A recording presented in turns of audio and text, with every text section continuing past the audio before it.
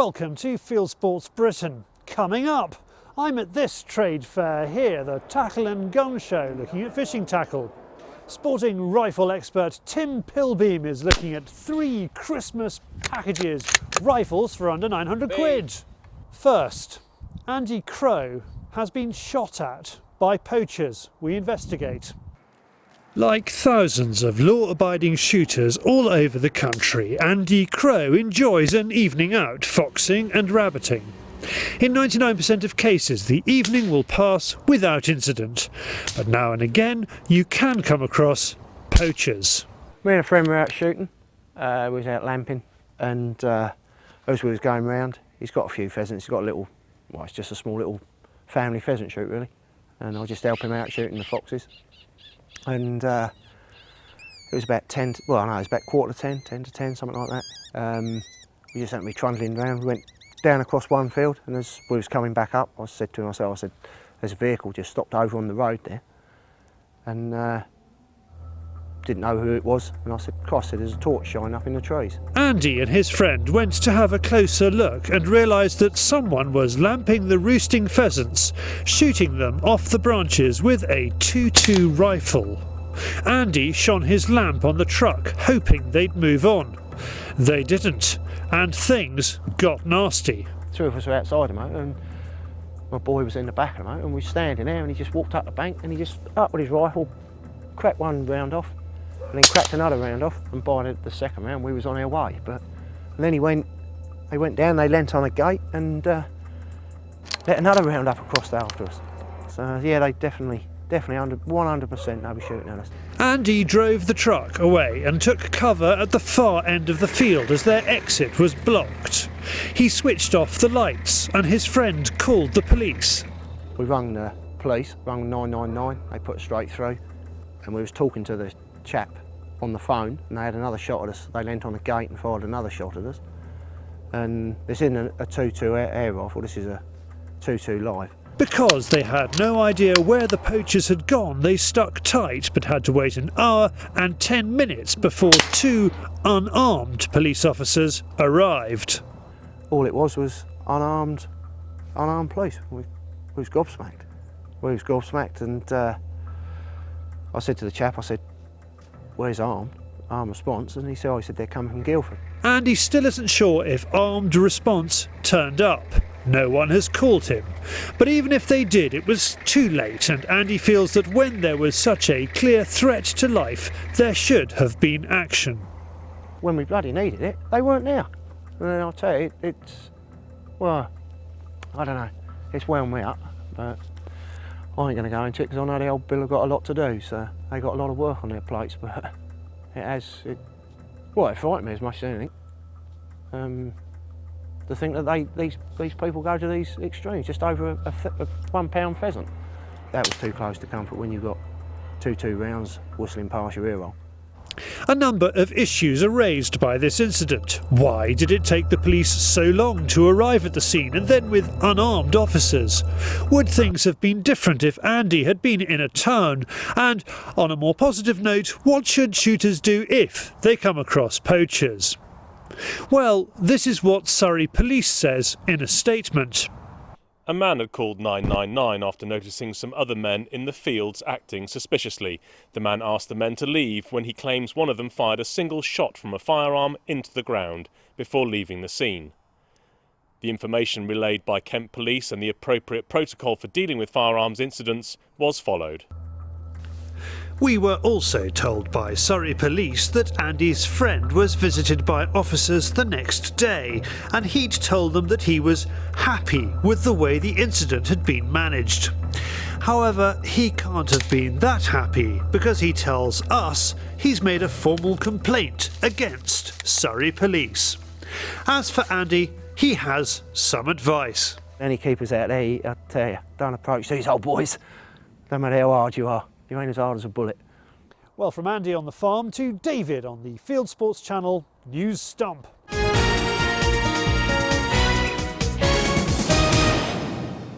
This is Fieldsports Britain News.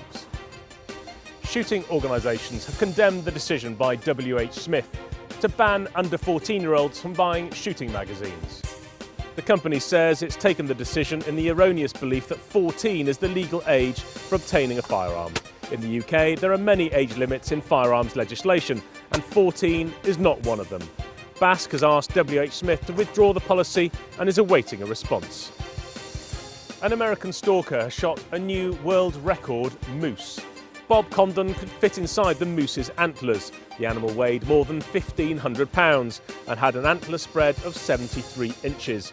Bob shot it at 400 yards with a Browning A-bolt with a 260 grain bullet in .375 Holland and Holland calibre. Now, do you want to help fight for repeal on the ban of hunting with hounds? If so, the Countryside Alliance and the Council of Hunting Associations have launched a hunting action pack containing all the tools you need in order to explain, promote and defend hunting to the wider public. There's a new British rod-caught record blue shark, but it's not an official record. This 248-pound giant is the largest to be caught in British waters. It was reeled in by 43-year-old Bob Pollard, 11 miles off Penzance in Cornwall, and beats the previous best by 26 pounds. It doesn't qualify as an official record because they have to be measured on land. Rhino poaching is on the increase in South Africa. The country has lost 430 rhinos to poaching since January this year, according to the South African government. Around 21,000 rhinos, both black and white, remain in South Africa, about 70% of the world's rhino population. And finally, a squirrel has made a dramatic exit from a 4th-storey flat in Germany. It's the wildlife story of the week. The squirrel runs round and round the kitchen in a panic, then makes a terrifying leap for freedom. It takes a second or two for the cameraman to catch up with it, and there it is. It's survived. Wow! You are now up to date with Fieldsports Britain News. Stalking the stories, fishing for facts.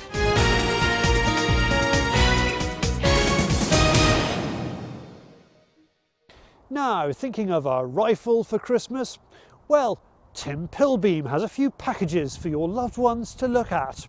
Here we have 3 bundles of rifle joy. 3 UK distributors have put together some super price-busting kit in time for Christmas. The cheapest is under 600 quid, the most expensive under 900, and Sporting Rifle Magazine's rifle reviewer Tim Pilbeam is going to talk us through them. This is the new Ruger American, recently launched in the UK. This is in 243 calibre, entry-level rifle, got a nice, very compact magazine, which holds 5 rounds. The trigger itself is a 4-pound trigger. It's quite a tough trigger actually, and we'll find out when we're doing the shooting as to how good it is. As with all these rifles, being entry level, the stocks are quite hollow, and also the fore ends, they're quite bendy. So that's what you pay for with a more expensive rifle. So if you're having a heavy moderator and a bipod, you'll probably have a few problems there because it may affect the point of impact. The rifle itself is £599, and today I've actually put a Tasco 3x12x50 scope with some millet mounts, and we'll see how it shoots later on. This is the Savage package from Edgar Brothers. This package is actually £649, so you can go fox shooting or deer stalking for £649. So what do we get? We've got a Savage Access rifle here. This one's in 222/50. Once again, a budget stock with a bendy fore end, but okay, we've talked about that. It's quite a firm trigger and it shoots very well, very predictable when you fire it. It's got a reasonably smooth bolt, so there's nothing wrong with that at all. And in the package, you get a Picatinny style rail, some mounts, and also a 3x12 Weaver scope, which has got a very fine reticle. And it shoots really well. It's a nice looking rifle, accuracy around about 1 inch at 100 yards, and I quite like it, it's good. Last but not least, we've got the Stealth Hunter Combo for £899 from Highland Outdoors. This is superb value for money. But what do we get? We've got a Hauer Model 1500 Action and a Blued Sporter barrel. We've got a Hogue overmoulded stock, so we've got a fiberglass chassis overmoulded in a rubber material, very grippable. I actually love this. I think you either love it or hate it. I think it's brilliant. The trigger is a 2.5 pound trigger, which I find absolutely superb. The bolt itself, as ever with a Hauer, it's very smooth, works beautifully well. And in the kit, there's a Picatinny style rail which is screwed to the receiver, mounts, and a 2.5 to 12 by 56 Nico Sterling diamond scope with illuminated reticle. All this for £899. If you want a varmint barrel or a stainless steel barrel, the price will go up to 1069, including VAT, ready to go. Absolutely superb. But does it shoot well? Right, so what's next, Tim? We've got 3 targets here. We've got a fox at 200 yards, a sideways fox. We've got a moving fox at 150 yards. And we've got also another fox down the bottom there, which is 50 yards away. And we can have a bit of fun today. It's a competition between Matt and I. We're going to shoot these foxes. We're going to call the different targets. So it's A, B and C. And when you're out foxing at night time, the fox does actually stop and start.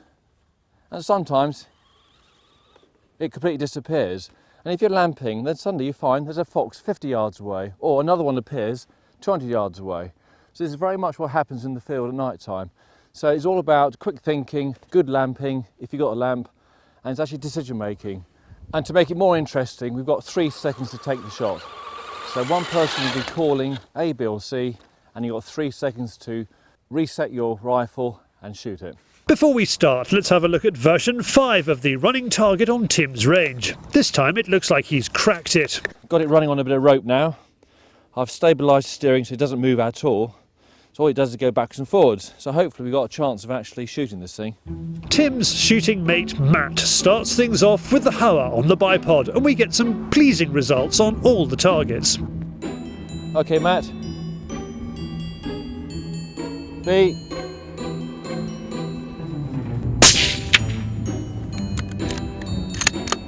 A.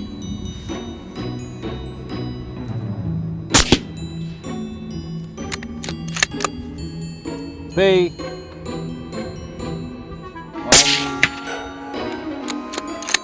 C.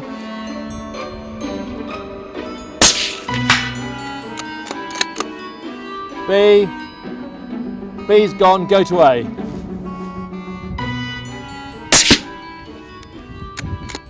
Matt, what do you think of the Stealth Hunter combo? Fantastic piece of kit. 5 shots, 5 hits. Doesn't get any better than that for under £1,000. Hey! Next up it's Tim with the Savage. As there's no bipod as part of the bundle, Tim is using the tree trunk for support. And again, the rifle and the man behind it make this challenging shooting look easy. Finally, it's the Ruger. Again, all the bullets find their targets. Hey! So what do these 2 experienced shots think of the hardware on test today? So Matt, we've got 3 rifles under £900. We're doing some fairly extreme conditions today. All rifles shooting under 1.5 inches. What do you think? I think they're 3 fantastic packages for someone starting out in the shooting world. I particularly liked the safety catch on the Ruger. Yeah, okay. It's a great brand as well. Yeah, and that's $599. I wasn't too keen on the trigger, but I'm sure somebody can play with the trigger on that. But it performed very, very well. The Savage is just great value for money, and the scope on that I particularly liked. Yeah, that's £649. It shoots beautifully well, so there's nothing wrong with that at all. But my favourite of the 3 was the Hauer package. I found I shot that really well, and it felt a really solid quality rifle. I think overall we've actually got 3 rifles under £1,000. You just walk out the door and shoot, and I think it's absolutely fantastic to see. So well done guys, this is brilliant. Unfortunately, the Firebird targets didn't get a chance to shine, so Matt has an excuse to bring out his £6,000 custom rifle just for fun. It may be 10 times as much as the Ruger, but it shows that there's something out there for everyone and every pocket. For more information about the Ruger, visit the Viking Arms website. For details on the Hauer, visit the Highland Outdoors site, and for the Savage, you need to take a look at Edgar Brothers website. Happy shopping. I mean shooting. Next, it's back to David for the map that matters. It's calendar. Now for some dates for the diary and some seasonal reminders. moon is waxing crescent following the new moon on Monday the 15th of October. We're still 10 days away from a full moon, so a good time to go lamping and protect those pheasant poults. Talking of which, the pheasant shooting season is getting going. The culmination of the year's work by gamekeepers will reach its peak around Christmas. There are plenty of days still available on good quality shoots. If you have a shoot and would like to publicise it on Fieldsports Channel, talk to James at fieldsportschannel.tv. The fox hunting season proper is just around the corner. This week is National Newcomers Week, which runs from the 16th to the 23rd of October. And as its name suggests, we'll see hunts across the country, welcome those who have never tried it to a day's hunting. This is hunting within the law. If you'd like to give the sport a go, contact the Countryside Alliance. Now you need to put the 25th of October into your diary because you could get 20% off clothing, footwear and accessories at Independent Shooting Supplies in Mount Nessing in Essex. It starts at 5 p.m. and goes through till 9, and the first 10 people through the door will get 20% off some items. The next 10 people get 10% off, and there's a charity raffle with all proceeds going to Essex Air Ambulance. With the star prize, a day's pigeon shooting with Fieldsports Channel star Andy Crow. So that's Independent Shooting Supplies, Mount Nessing in Essex on the 25th of October. For more information, call Andrew Stevens on 01277 356 181 or email admin@independent-tool.co.uk. That's our roundup for this week.